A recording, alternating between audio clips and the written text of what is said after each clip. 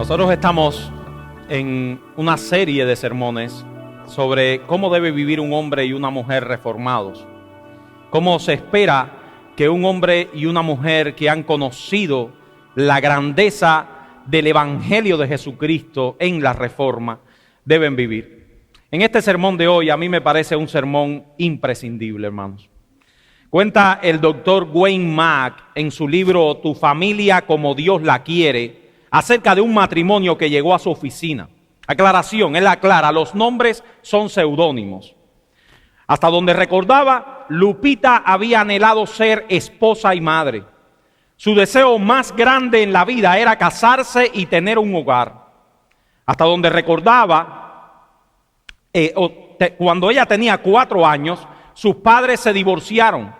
Lupita no volvió a ver nunca más a su padre biológico. Lupita se casó a la edad de 17 años. Ella y su esposo se habían convertido en cristianos y estaban involucrados en una buena iglesia. Ahora Lupita tenía el esposo y la familia que siempre había anhelado, pero pasaba una cosa, aún no estaba contenta. Se sentía presionada, culpable, temerosa e inadecuada y a veces agobiada. Su matrimonio no iba bien. Para buscar una solución a su congoja, Lupita decidió realizar nuevas actividades. Como era una buena trabajadora y tenía habilidades naturales, obtuvo una posición de responsabilidad en una empresa y se convirtió en una mujer de carrera. La gente la veía como una mujer que podía cumplir estas cosas, pero aún estaba descontenta.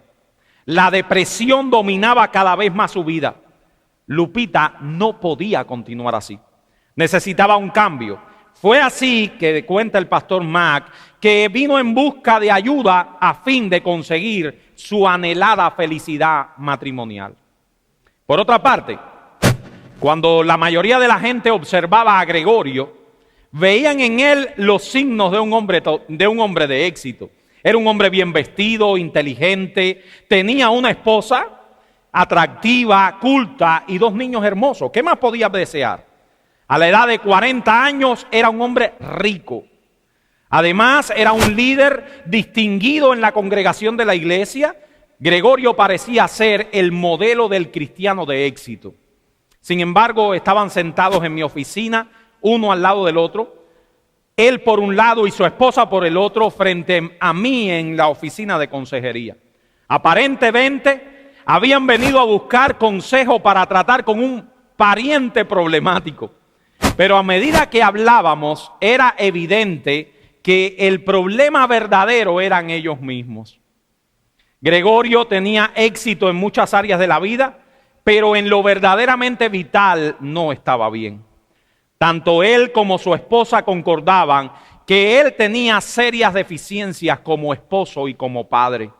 Su esposa estaba bien lastimada y se sentía apartada de él. Lo admiro mucho, dijo, pero no me siento que él me quiera y que esté cerca de mí. Yo quiero que estemos más cerca. Mis hermanos, pocas cosas pueden ser más frustrantes que ver llegar algo que se ha anhelado y deseado por mucho tiempo, solo para comprobar que eso anhelado no solo no ha llenado nuestras expectativas, sino que también es una fuente de dolor y tristeza. Esa es la frustración que tienen muchos en el matrimonio. Llegaron al altar con muchas ilusiones, con expectativas. Sin embargo, al pasar de los años, esa relación se hace cada vez más tirante y distante. Nos preguntamos entonces, ¿cómo es posible que algo que Dios dio al hombre como una bendición llegue a ser todo lo contrario? La respuesta a esta pregunta es sin lugar a dudas muy amplia. Y hay muchos factores involucrados. Sin embargo, mis hermanos, el factor más importante que la Escritura da para el éxito matrimonial es el establecimiento de una base sólida que sustente el matrimonio. Se lo repito, olvídense de la tecnología ahora. Esto es simbólico, yo puedo hablar sin esto. Mis hermanos amados, el factor más importante para que tú tengas un matrimonio exitoso es tener una base sólida. El hogar, y en sentido particular el matrimonio, puede ser comparado con un edificio complejo. Así que cuanto más alta y más profunda es la estructura del edificio, más fuerte y resistente debe ser la base, la zapata, las columnas del edificio. Aún sin uno ser arquitecto, solo con un poco de sentido común y análisis, uno se puede dar cuenta de que el colapso del edificio Champlain Tower South en Surfside fue un problema de bases y columnas. Yo no soy arquitecto, yo claramente me doy cuenta que eso es un problema de base y columna. Yo le estaba gritando a los periodistas, busquen en la base y en las columnas, y este es el problema. Internet está lleno de historias de familias que vivían en ese edificio. Familias que gastaron, no hermano, está bien así. Familias que gastaron todos sus ahorros para vivir allí. Tú haber gastado miles de dólares en remodelar tu apartamento, en ponerlo como a ti te gusta, con una hermosa playa delante de ti, y todo eso se desapareció, inclusive tu vida en un día. Mis hermanos, tener un fundamento sólido, tener bases sólidas es fundamental en el matrimonio. Eso es lo que garantizará que tu matrimonio no termine como el Champlain Tower South. No son cambios cosméticos en tu apartamento. Lo que tú necesitas hacer son revisar las bases y las columnas de tu matrimonio. Tener el fundamento sólido, las bases sólidas es fundamental en el matrimonio. Es lo que garantiza que tu matrimonio no termine como el Champlain Tower South. No son cambios cosméticos en tu apartamento lo que necesitas hacer, sino revisar las bases, la columna de tu matrimonio. El matrimonio, mis hermanos, necesita de una base sólida. Así que este sermón se titula Tu matrimonio como Dios lo quiere. Vamos a revisar los cimientos de nuestros matrimonios, hermanos.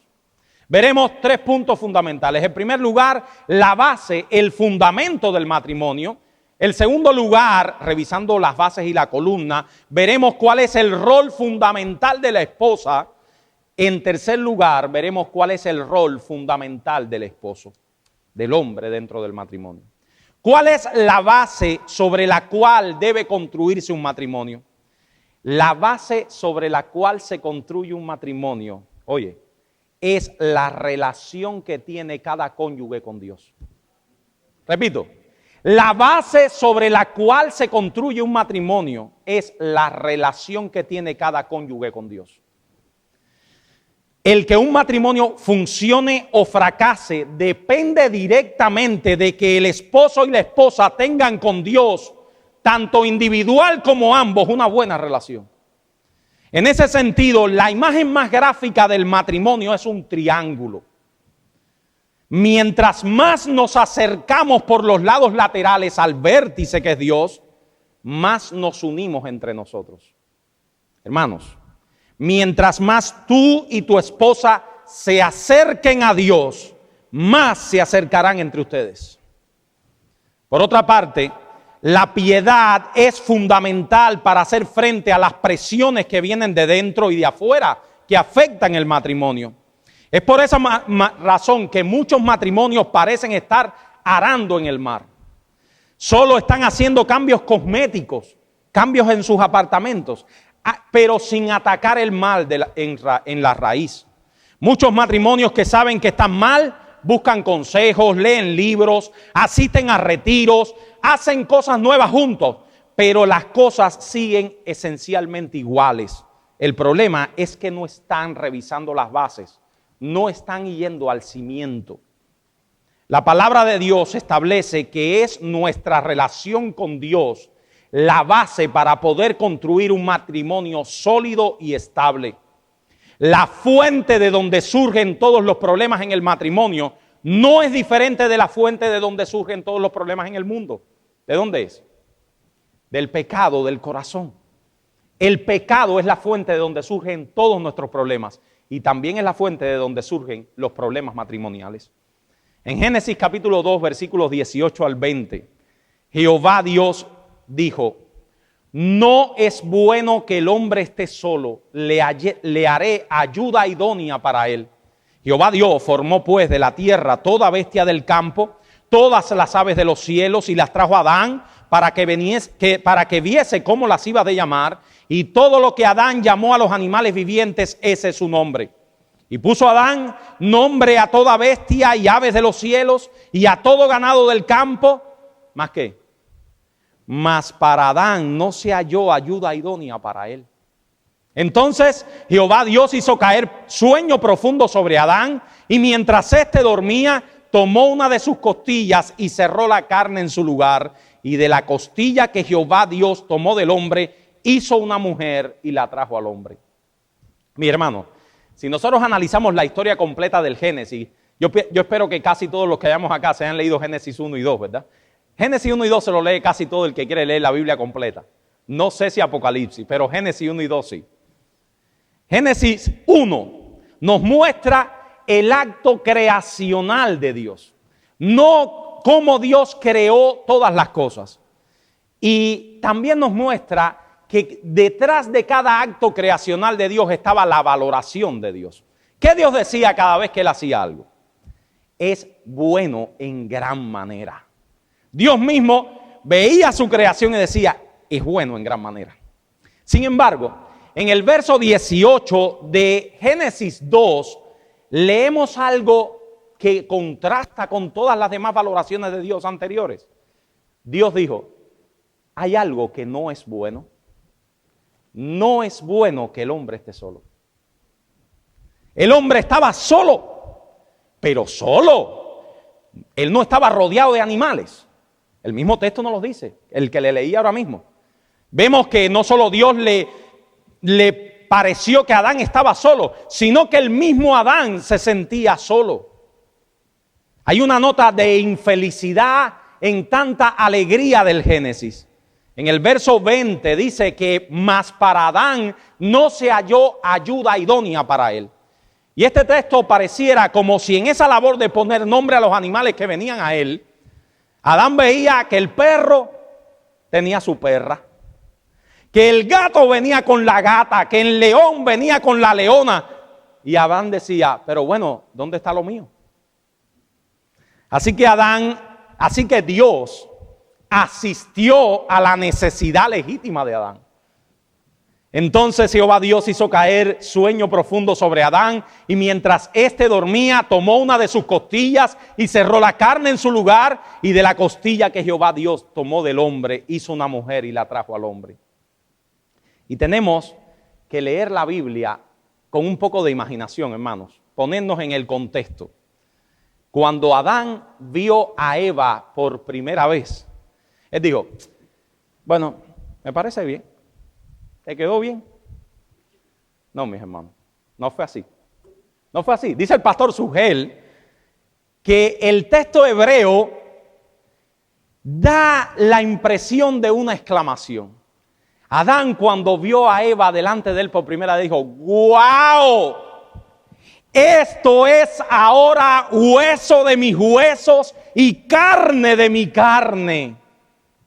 Esta será llamada varona Isha, porque del varón Ish ha sido tomada. Por tanto, dejará el hombre a su padre y a su madre, y se unirán como una sola carne. Pero el texto no termina ahí. Y los dos estaban desnudos, Adán y su mujer, y no se avergonzaban. Estaba maravillado ante la presencia de Isha. Estaba maravillado ante la presencia de su mujer. Pero llegamos al capítulo 3. Y yo creo que la mayor maldición del mundo fue un pero, y la mayor bendición del mundo fue otro pero más. El pero de Génesis 3 es la mayor maldición que el mundo pueda tener. Pero la serpiente era astuta más que todos los animales del campo. Y el pero de Efesios 5, el pero de Efesios 1, de Efesios 2, es el pero más glorioso. pero Dios, que es rico en misericordia con su gran amor con que nos amó. ¿Verdad? Esos dos pero traducen toda la Biblia. Pero la serpiente era astuta más que todos los animales del campo que Jehová había hecho, la cual dijo a la mujer, con que Dios ha dicho, no comáis de todo árbol del huerto. Viene la tentación, Eva cae, también Adán cae, y entonces Dios llama a cuenta a Adán y a Eva, Génesis 3, 8 al 12. Y oyeron la voz de Jehová que se paseaba en el huerto al aire del día, y el hombre y la mujer se escondieron de la presencia de Jehová Dios entre los árboles del huerto. Mas Jehová Dios llamó a Adán y le dijo, ¿dónde estás tú? Y él respondió, oí tu voz en el huerto y tuve miedo porque estaba desnudo y me escondí. Y Dios le dijo, ¿quién te enseñó que estabas desnudo? ¿Has comido del árbol que yo te mandé, no comieras? Y el hombre respondió, ya no era Isha. Ya no era Isha. Era la mujer que me diste por compañera, me dio y yo comí. Esa mujer que había sido el deleite de Adán un capítulo anterior, ahora era una desgracia. Adán estaba estableciendo una distancia, el primer divorcio espiritual de la Biblia y de la historia de la humanidad. Fíjense que le llama a Eva la mujer que me diste. Antes era mi Isha, porque ha sido tomada de mí, que soy Ish. Ahora es la mujer que me diste. Adán también culpa a Dios, porque bueno, tú fuiste el que me la diste. Al final, tú eres el que inventaste esto. Tú eres el que inventaste esto. Ahora, carga tú con las consecuencias. Tan pronto como el pecado entró en el mundo, el hombre dejó de apreciar en toda su magnitud la bondad de Dios en el matrimonio. Adán comenzó a despreciar a Eva en el mismo momento del primer pecado. Pero no solo eso, el hombre también dejó de funcionar como un vehículo de bendición para la mujer, que era su papel en la creación. En vez de asumir su responsabilidad y decir, bueno, ¿verdad que los dos hicimos algo que no está bien? ¿Verdad que los dos fracasamos? Voy a asumir yo la responsabilidad y proteger a mi mujer y liderarla, que es lo que me corresponde. No, Adán la pone al frente de él para que ella reciba las balas. Mis hermanos, es por causa del pecado que los matrimonios no son lo maravilloso que deben ser como Dios lo hizo. Es por causa del pecado que los matrimonios no son lo maravilloso que deben ser como Dios lo diseñó. Así que si el pecado no es tratado debidamente, los problemas matrimoniales se irán agudizando hasta que llegue ¿a qué? ¿A qué pasará cuando no se trata el pecado? Se desploma como en Surfside. La palabra de Dios nos muestra una y otra vez que cuando los cónyuges se reconcilian con Dios y tratan adecuadamente su pecado, la base para un matrimonio eficaz, un matrimonio gozoso, un matrimonio conforme a Dios lo creó, está establecida. En Proverbios 14:1 dice, la mujer sabia edifica su casa, mas la necia, ¿qué hace? Con sus manos la derriba. ¿Qué es una mujer sabia? Bueno, no tenemos que salir de la Biblia, no tenemos que estar inventando aquí. La mujer sabia edifica su casa. Y uno se pregunta, ¿cuál es la mujer sabia? Proverbios 1:7 dice, el principio de la sabiduría es el temor de Jehová. Así que una mujer sabia es una mujer que teme a Jehová. Una mujer que teme a Jehová edifica su casa. La Biblia se interpreta a sí misma. En Proverbios 31 se nos da el cuadro de una mujer virtuosa, ¿verdad? Ese Proverbios 31 que casi todos lo sabemos. Esa mujer mantiene su hogar en orden, sus hijos no visten ropas rotas, su esposo está bien cuidado. Sin embargo, terminando el capítulo nos dice cuál es la clave que hace virtuosa a esa mujer. No es que sepa bordar, no es que sea muy habilidosa en tejer, no es que sea muy habilidosa en los negocios. No, mis hermanos, no malinterpretemos el texto. El verso 30 dice por qué ella es una mujer así. Engañoso es la gracia y vana la hermosura, la mujer que teme a Jehová esa será alabada. Esa será alabada. Hermanos, solo cuando hay una relación viva, fructífera con Dios a través de la persona de Jesucristo, los matrimonios pueden ser exitosos, felices y llenarse de toda la magnitud del propósito de Dios para el matrimonio.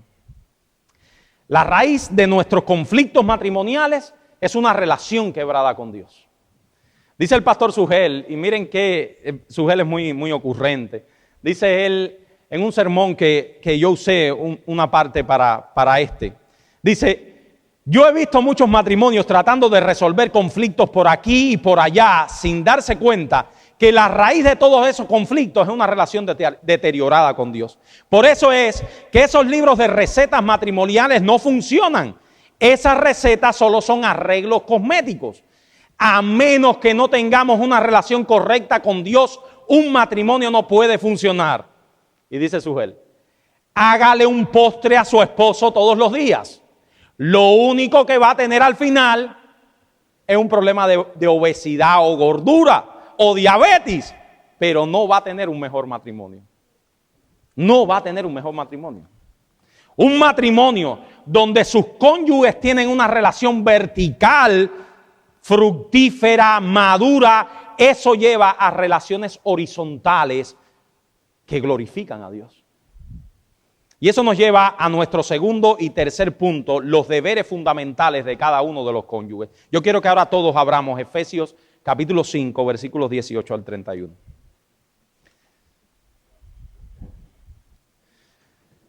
Efesios capítulo 5, versículos 18 al 31.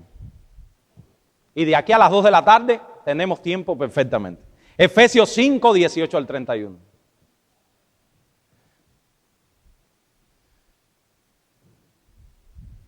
Yo quiero, hermano, que todos abramos ese texto, todos. Los que se van a casar, los que tienen aspiraciones de casarse, los casados, todos abramos ese texto. Dice así nuestro texto. No os embriaguéis con vino en lo cual hay disolución, antes bien sed llenos del Espíritu, hablando entre vosotros con salmos, con himnos y cánticos espirituales, cantando y alabando al Señor en vuestros corazones, dando siempre gracias por todo al Dios y Padre en el nombre de nuestro Señor Jesucristo. Someteos unos a otros en el temor de Dios. Las casadas estén sujetas a sus propios maridos como al Señor, porque el marido es cabeza de la mujer, así como Cristo es cabeza de la iglesia, la cual es su cuerpo y Él es su Salvador. Así que como la iglesia está sujeta a Cristo, así también las casadas lo estén a sus maridos en todo. Maridos, amad a vuestras mujeres, así como Cristo amó a la iglesia y se entregó a sí mismo por ella para santificarla, habiéndola purificado en el lavamiento del agua por la palabra, a fin de presentársela a sí mismo una iglesia gloriosa que no tuviese mancha ni arruga ni cosa semejante, sino que fuese santa y sin mancha. Así también los maridos deben amar a sus mujeres como a sus mismos cuerpos. El que ama a su mujer, a sí mismo se ama. Porque nadie aborreció jamás a su propia carne, sino que la sustenta y la cuida, como también Cristo a la iglesia, porque somos miembros de su cuerpo, de su carne y de sus huesos. Por esto dejará el hombre a su padre y a su madre, y se unirá a su mujer, y los dos serán una sola carne. Grande es este misterio, mas yo digo esto respecto de Cristo y de la iglesia. Por lo demás, cada uno de vosotros ame también a su mujer como a sí mismo, y la mujer respete a su marido. En Efesios capítulo 5, ¿por qué les leí todo este texto tan largo? Porque quiero que se lleven el contexto, mis hermanos. En Efesios capítulo 5, Pablo nos viene hablando de un tema que está muy de moda en nuestros días. El tema él lo trata en el verso 18. El tema es la llenura del Espíritu Santo. No cortemos la Biblia en trozos. Pablo viene hablando de que es un hombre y una mujer llenos del Espíritu Santo. Muchos en nuestros días responderían, Cuando tú haces una encuesta, ¿qué es ser lleno del Espíritu Santo por nuestras iglesias hoy? A ver, ¿qué te responderían? Bueno, hablar en lengua, profetizar en la iglesia, la danza, erizarme, practicar la risa santa, más moderno. Eso es una gente llena del Espíritu Santo. Pues miren qué cosa. Pablo no está de acuerdo con nada de eso. El apóstol Pablo nos dice que la llenura del Espíritu Santo es otra cosa completamente diferente. Las casadas estén sujetas a sus propios maridos como al Señor. Así también los maridos deben amar a sus mujeres como a sus mismos cuerpos. ¿Qué es un hombre y una mujer llenos del Espíritu Santo? Un hombre y una mujer que cumplen los roles que Dios les ha asignado en el matrimonio y tienen un matrimonio que glorifica a Dios. Mis hermanos, para tener un buen matrimonio se necesita estar lleno del Espíritu Santo. Se necesita madurez espiritual, se necesita una vida de relación fructífera con Cristo. Eso es el ingrediente principal. Pablo trata en primer lugar el deber fundamental de una esposa llena del Espíritu Santo. ¿Cuál es el deber fundamental de una esposa que está llena del Espíritu Santo? Casadas, estén sujetas a sus propios maridos como al Señor, porque el marido es cabeza de la mujer, así como Cristo es cabeza de la iglesia, la cual es su cuerpo y Él es su Salvador. Así que como la iglesia está sujeta a Cristo, así también las casadas lo estén a sus maridos en todo. Claramente, el deber fundamental de la esposa es la sumisión. Debemos estar conscientes que esto es un tema delicado. Esto es un tema conflictivo. El mundo de hoy rechaza la sumisión. Hoy hablar de sumisión a las esposas se asocia inmediatamente a machismo. Tan pronto como yo hablo de la sumisión de la mujer, hay gente que puede estar haciéndose la imagen de un cavernícola que tiene aquí un mazo en la mano y que arrastra a su mujer por el moño. Sin embargo, mis hermanos, mis hermanas, no hay nada más alejado de la Biblia que eso. La verdadera sumisión no es esclavitud. No asume que la mujer sea inferior. La Biblia enseña que la mujer y el hombre son iguales en dignidad y en naturaleza. En Génesis capítulo 3, en Gálatas, capítulo 3, versículo 28, hay un tema fundamental que tenemos que entender todos. Dice Pablo, ya no hay judío ni griego, no hay esclavo ni libre, no hay varón ni mujer, todos vosotros sois uno en Cristo Jesús. Aunque el hombre y la mujer son iguales en dignidad y ambos comparten la misma humanidad, hay una distinción de géneros y roles. Así que el hombre y la mujer son iguales, pero diferentes. Y eso no es una contradicción de términos. Son iguales en naturaleza, iguales en dignidad, pero con diferentes roles. Lo que Pablo nos dice es que el hombre no tiene un estatus superior al de la mujer. Todos somos iguales en Cristo. Todos tenemos un mismo Padre, todos gozamos de una misma salvación. No hay ciudadanos de segunda categoría en el reino de Dios. No lo hay. Habiendo hecho esta aclaración, veamos cuál es el rol que Dios le ha dado a la mujer en el matrimonio. Las casadas estén sujetas a sus propios maridos como al Señor. Mis hermanos, Dios diseñó las relaciones humanas bajo relaciones de autoridad. Eso es lo que garantiza el orden de todo. En todos los ámbitos de la vida hay una relación de sumisión. Todos nosotros estamos sometidos a alguien. Todos nosotros estamos sujetos a alguien. Nadie se libra. Como ciudadanos estamos sometidos a las leyes y a las autoridades civiles. Como miembros de una iglesia debemos someternos a nuestros pastores. Como hijos debemos someternos a nuestros padres. Como esposas deben someterse a sus maridos. Así que hay un patrón de autoridad, hay un orden en el matrimonio. El esposo ocupa una posición de liderazgo y la esposa debe someterse a su autoridad. Pero eso no denigra la posición de la mujer ni la coloca en una relación de inferioridad. Yo les voy a decir la razón más importante. Vaya, para que ya si a alguien todavía le quede duda si la Biblia denigra a la mujer a ponerla que bajo autoridad del hombre, yo les voy a decir la razón más importante. Jesucristo se puso bajo la autoridad de su Padre. Pero no solo eso, el Hijo de Dios, la segunda persona de la autoridad de la Trinidad, se puso bajo la autoridad de José y María, padres terrenales. Y en esa relación, el subordinado era mucho y muy superior a la autoridad. Jesús voluntariamente se puso bajo la autoridad de María y de José.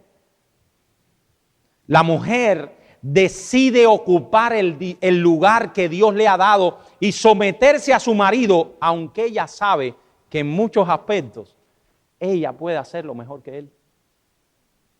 Hermanas, oigan esto de nuevo. La mujer decide ocupar el lugar que Dios le ha dado y someterse a su marido, aun cuando ella sabe que en muchas cosas ella lo podría hacer mejor que él.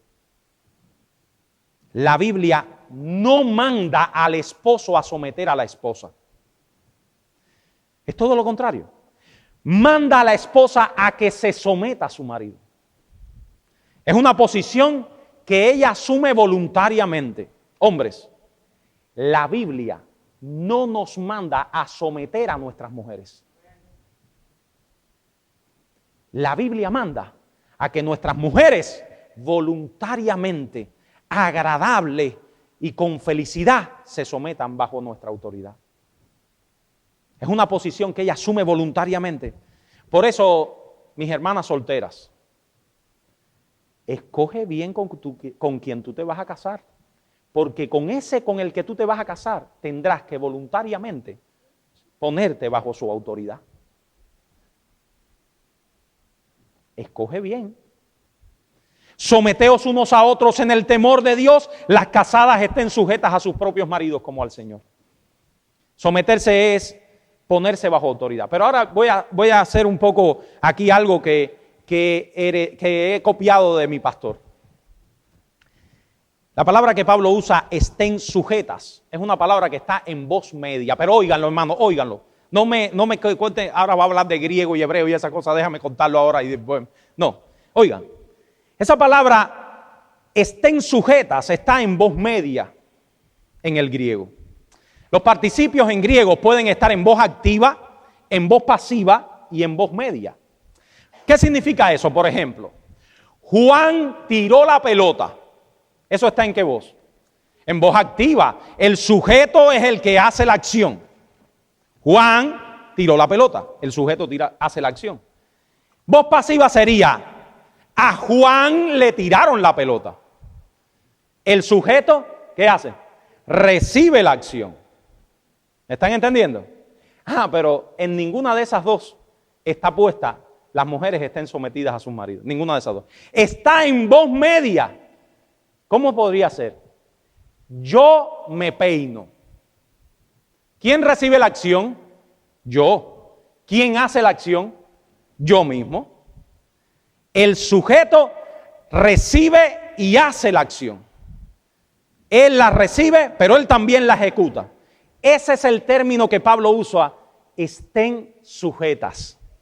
O sea, no dice que la mujer debe someter al marido. ¿Eso sería qué? Voz activa. No dice que la mujer debe ser sometida por su marido. Eso sería voz pasiva. Dice que la mujer se somete. O sea, mis hermanas, ¿qué estoy diciendo con este trabalengua? Que ustedes voluntariamente se sujetan a sus maridos. Sus maridos no la someten. Ustedes lo hacen por decisión propia, porque ustedes son mujeres llenas del Espíritu Santo. La mujer piadosa reconoce el orden de Dios para el matrimonio y actúa gustosamente. Ahora, mis hermanas, ¿cuál es el tipo de sumisión que se requiere de ustedes en el matrimonio? ¿Cómo deben sujetarse? Porque esa es una pregunta legítima. Bueno, ya cargaste mi conciencia. Ya sé que una mujer llena del Espíritu Santo se somete voluntariamente a su marido. Ahora, ¿cómo debo hacerlo? Primero, mi hermano, esto es importantísimo. La relación entre un hombre y su esposa no es igual a ninguna otra relación en el mundo. Primero, la relación entre un hombre y su mujer nunca se asemeja a ninguna otra relación. Así que, maridos, escuchen con atención.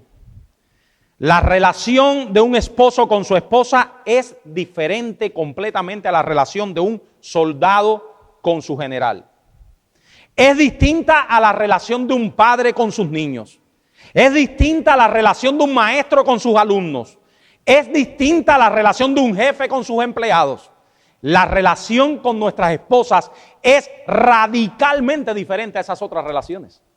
Por lo tanto, el hombre nunca debe tratar a su mujer como si fueran sus niños. Nunca debe tratar a su mujer como si fuera su soldado. Nunca debe tratar a su mujer como si fuera su empleada. Porque está distorsionando la voluntad de Dios. En esa relación de cabeza y autoridad del esposo, no debe tratar a su esposa como un soldado debajo de sus órdenes o como si fuera uno de sus hijos. Hay una relación de amor mutuo que emana del pacto de compañerismo que es el matrimonio. Dice Wayne Mack, el matrimonio es la más íntima y cercana de todas las relaciones humanas. Así que la esposa de manera voluntaria y activamente decide ponerse bajo el liderazgo amoroso de su marido. La sumisión de la esposa no es un concepto pasivo en la Escritura. ¿Y qué significa que no es un concepto pasivo? Bueno, que la esposa se considera a sí misma parte del equipo de su marido. Mi hermano, cuando una mujer dice, yo aquí estoy para recibir órdenes, y ya, él habla, yo ejecuto las órdenes, esa es la sumisión bíblica. No, mis hermanos, esa no es la sumisión bíblica. La mujer se considera a sí misma como parte del equipo de su marido.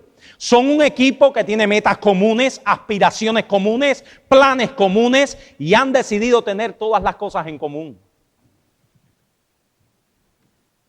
Ya no existe más la palabra, eso es mío. Es frustrante ver matrimonios que todavía entre ellos se dicen, esa es mi intimidad. ¿Qué intimidad tú tienes? Esa es mi dinero. Ese es mi pedacito. ¿No les parece ajeno a la Escritura? Ajeno. Cuando una mujer y un hombre se unen en matrimonio, ya lo mío se confunde con lo tuyo. Ya no existe más mi privacidad. La sumisión implica que la mujer no es un ser independiente que va por otro camino. Ella tiene ideas, ella tiene opiniones, ella tiene propuestas, pero las pone bajo el liderazgo de su marido. Y una hermana cristiana que escribió un libro excelente, dice que la sumisión de la esposa es la libertad de ser creativas bajo la autoridad del esposo. Miren lo que una mujer madura llega a entender. La sumisión me conviene porque es la libertad de ser creativa bajo la autoridad de él. Dice Wayne Mack, en un libro que les recomiendo al que tenga alguna duda sobre esto, el libro se llama Fortaleciendo el Matrimonio, un libro que ha servido de ayuda a muchísimas generaciones. Dice Wayne Mack, la sumisión significa que la esposa coloca todos sus talentos, habilidades y recursos a disposición de su marido. Sumisión significa que la esposa cede activamente para poner bajo la dirección del esposo para el bien del equipo. Ella se considera parte del equipo con su marido, no es su contrincante. La esposa tiene ideas, tiene pensamientos, tiene pedidos, tiene percepciones, tiene opiniones que con amor ella las transmite a su marido. Sin embargo, ella sabe que como un buen equipo, alguien tiene que tomar las decisiones finales y ese es su marido, porque así lo designó el Señor. Amadas hermanas, en el matrimonio tú eres el complemento de tu esposo, no su contrincante. Autoridad entonces significa que ella sabe que la palabra final la tiene su esposo. En el buen matrimonio hay un alto grado de consulta mutua.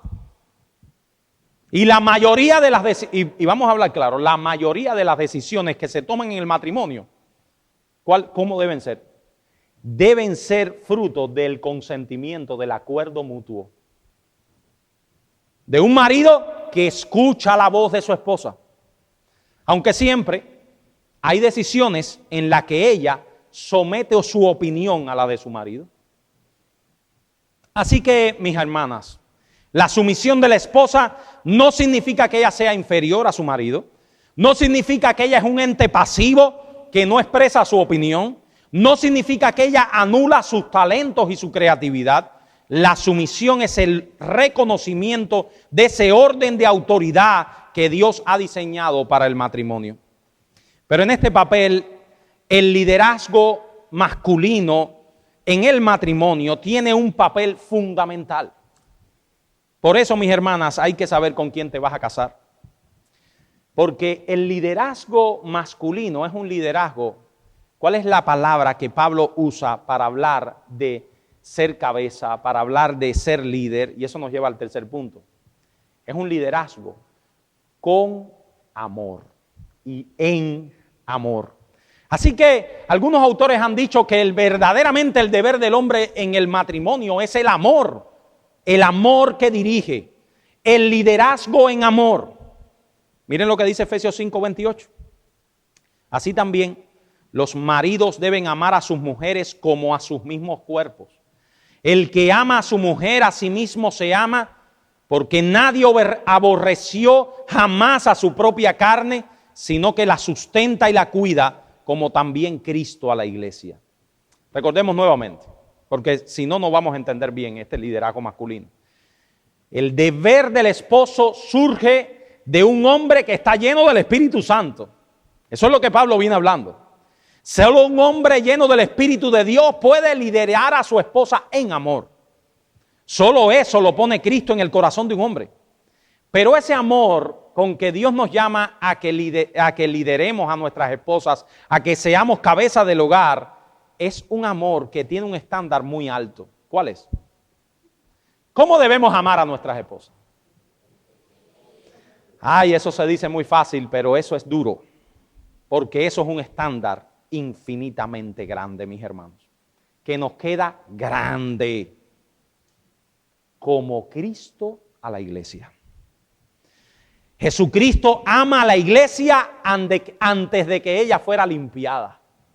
Jesucristo ama a la iglesia antes de que ella fuera agradable a sus ojos. El amor santificador de Cristo por la iglesia lo llevó a la cruz, como decía nuestro hermano Daniel. Él nos escogió y nos amó antes de la fundación del mundo, dice Efesios capítulo 1. Así que Dios nos da la provisión de un tan alto amor para que amemos a nuestra esposa con la medida del amor de Cristo por la iglesia. Dice MacArthur, el esposo que se somete al Señor siendo lleno de su espíritu está en capacidad de amar a su esposa con la misma clase de amor que Jesús tiene por su propia esposa, que es la iglesia. Mis hermanos, tenemos un patrón muy alto para amar a nuestras esposas, como Cristo a la iglesia. Miren las características del amor de Cristo por la iglesia que debemos experimentar por nuestras esposas. Miren, yo nada más que le puse 3 características. Pero Pablo cita muchas más. Pero las 3 características más grandes del amor de Cristo por la esposa, por su esposa que es la iglesia, son las que tú tienes que tener por tu esposa. En primer lugar, el amor de Cristo por la iglesia purifica. Maridos, amad a vuestras mujeres aquí, así como Cristo amó a la iglesia y se entregó a sí mismo por ella para santificarla, habiéndola purificado en el lavamiento del agua para la palabra, a fin de presentársela a sí mismo una iglesia gloriosa, que no tuviese mancha ni arruga, ni cosa semejante, sino que fuese santa y sin mancha. Los esposos debemos ser agentes de santificación para nuestras esposas. El amor solo quiere lo mejor para aquello que ama. Y la santidad de nuestras esposas es el bien más alto que nosotros podríamos hacer por ellas. Por tanto, cuidemos sus almas. Cuidemos sus almas. Estimulémosle a ella a la santidad, a la devoción, a las Escrituras. Así que el amor del esposo por la esposa es un amor que santifica, que purifica. En segundo lugar, es un amor que cuida. Miren el verso 28. Así también los maridos deben amar a sus mujeres como a sus mismos cuerpos. El que ama a su mujer a sí mismo se ama, porque nadie aborreció jamás a su propia carne, sino que la sustenta y la cuida, como también Cristo a la iglesia, porque somos miembros de su cuerpo, de su carne y de sus huesos. Mis hermanos, nosotros debemos cuidar a nuestras esposas. El esposo que ama a su esposa como Cristo a la iglesia, nunca le hace daño. Él tiene el deber de ser su defensa, de ser su sostén. Dice alguien, el matrimonio bienaventurado y bendecido es el que el esposo ama a su esposa con cuidado sin límites. Sustentar a nuestra esposa es estar al tanto de sus necesidades y proveer para ellas. Y en último lugar, no menos importante, el apóstol Pablo nos dice que el amor de Cristo por la iglesia es un amor que no se rompe. Es un amor que no se rompe. Mis hermanos, el pacto matrimonial es la base tanto de la sumisión de la esposa como del amor del esposo. El amor del mundo es tan superfluo que las apariencias externas determinan la permanencia del matrimonio. El amor del mundo de hoy es tan superfluo que ese amor está basado en las apariencias externas. Dijo alguien, en nuestros días la relación conyugal es un contrato en el que todos los días tomas una decisión de si seguir o no el contrato. Ese es el amor del mundo. En el amor del mundo, todos los días tú tomas la decisión, bueno, hoy voy a seguir con ella. Y quizás no todos los días, pero por lo menos te lo revalúas cada cierto tiempo. O revalúas el pacto cuando tu esposo está hemipléjico. O cuando acabó de tener un accidente. O cuando tiene una enfermedad terminal. Los que atendemos gente sabemos eso. Lo sabemos. Así que según la teoría del mundo, vamos reconsiderando cada cierto tiempo si debemos seguir con nuestras esposas o no. O si aparece otra alternativa mejor. Pero mis hermanos, el matrimonio es un pacto basado en el amor de Cristo por la iglesia. Y Cristo no revalúa su amor por nosotros nunca. Así que el amor del esposo como Cristo a la iglesia está basado en un pacto sólido. Por tanto, la idea de separación, ¿ustedes saben qué? No existe. El paso del tiempo, los cambios en nuestros cuerpos, nuestras debilidades, los tropiezos de la providencia, los accidentes, las limitaciones, no tienen la potestad de separar nuestro vínculo de amor por nuestras esposas. Hermanos, acuérdense del amor de Cristo por la iglesia. Cristo no deja de amarnos cuando pecamos. Cristo no nos abandona porque ya no seamos más atractivos. No nos deja tirados porque el tiempo ha pasado o porque quiere experimentar cosas nuevas. Eso no existe. El matrimonio está basado en ese amor indisoluble de Cristo por la iglesia. Por tanto, no se rompe. Así que el amor del esposo por su esposa sigue el modelo de Cristo por la iglesia. Amor que santifica, amor que cuida, amor que no se rompe, que no la deja botada. A modo de conclusión, quiero, por favor, hacer este llamado solemne. En primer lugar, a las visitas. Solo Cristo puede hacer de tu matrimonio un nido de felicidad. Si hay alguna persona aquí que no conoce a Cristo, te digo, solo Cristo puede hacer de tu matrimonio un nido de felicidad. Sin Cristo estás a la disposición del mundo, del diablo y de tu pecado. Esto es un sermón de matrimonio, yo lo sé. Pero es al mismo tiempo un sermón de evangelismo. Pues nada de lo que hemos hablado acá está disponible sin Cristo. Hay un llamado fundamental a venir a Cristo en arrepentimiento y fe. Sin Cristo nuestra vida es vacía, nuestra vida carece de fundamento sólido, nuestra vida es un vaivén ante los retos de la vida. El evangelio es el ingrediente indispensable y esencial para tu matrimonio.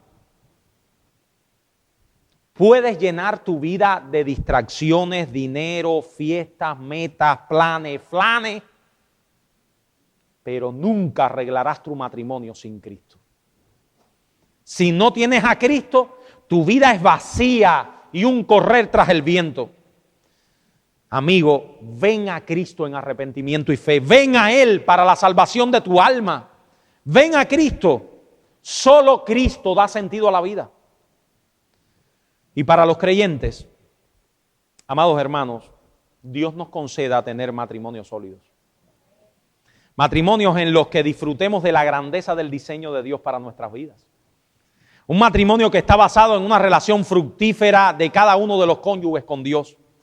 Y que por lo tanto la mujer voluntariamente se somete a su esposo y éste al mismo tiempo es un líder amoroso, cariñoso. La fortaleza y el desarrollo de Iglesia Bautista Reformada del Miami será un reflejo de vidas matrimoniales que glorifiquen a Dios. Iglesia Bautista Reformada de Miami no será mejor que nuestros matrimonios. Iglesia Bautista Reformada de Miami depende de matrimonios sólidos que glorifiquen a Dios. Depende de eso, mis hermanos. Dios nos conceda estas cosas en su sabiduría y en su inmenso amor. Dios nos conceda tener matrimonios que le glorifiquen. Dios nos ayude a perdonar nuestras ofensas, a perdonar nuestros pecados. Dios nos haga aptos para glorificarle en nuestras vidas matrimoniales. Vamos a orar y con eso terminamos.